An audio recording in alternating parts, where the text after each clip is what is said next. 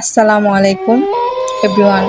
আজকে আমি আপনাদের সাথে একটা গল্প শেয়ার করতে যাব ভূতের। সেটা হচ্ছে আমার একটা ফ্রেন্ডের মামার সাথে ঘটানো একটা গল্প।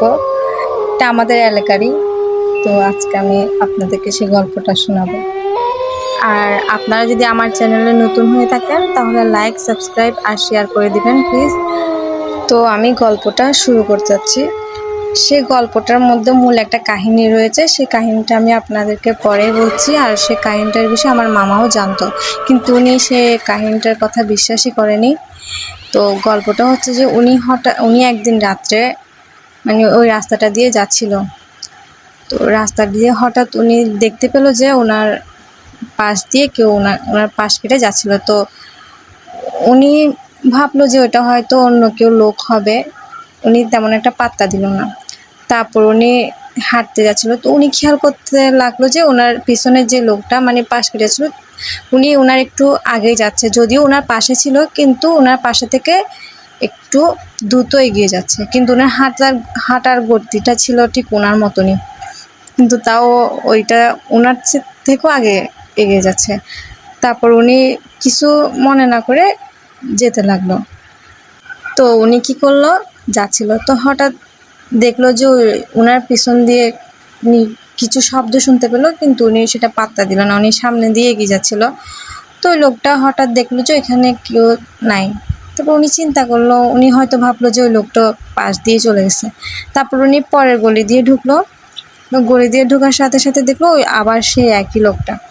তো উনি তো ভাবলো যে উনি হয়তো ভাবছিল যে লোকটা চলে গেছে, কিন্তু দেখতেছে লোকটা আবার সামনে।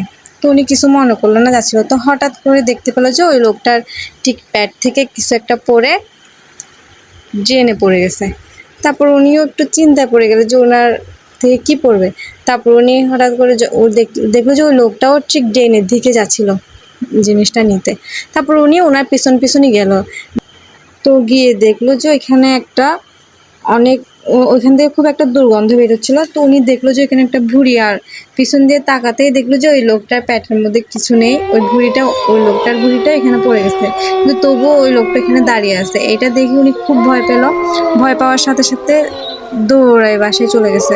বাসায় চলে যে উনি অনেক অসুস্থ ছিল।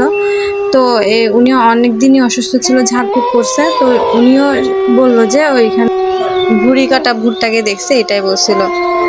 তারপর ওইখানে আসল ঘটনাটা হচ্ছে যে ওইখানে একটা লোককে অনেক বছর আগে একটা লোককে ছুরি মেরে পেট থেকে ভুঁড়ি বের করে ফেলছিল। ভুঁড়ি বের করার পরে ওই লোকটা যখন মারা যায়, তখন ওই লোকটাকে ওই জায়গায় কবর দিয়ে দেয় ওরা, একই জায়গায় যেখানে ভুঁড়ি বেড়ে গেছিলো এখানে। এই কারণে মানে ওই লোকটাকে মাঝে মধ্যে এখানে দেখা যায়, অনেকজনই দেখে, কিন্তু লোকটা কারো ক্ষতি করে না।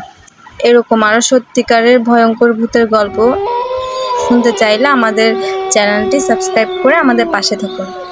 ধন্যবাদ। আসসালামু আলাইকুম।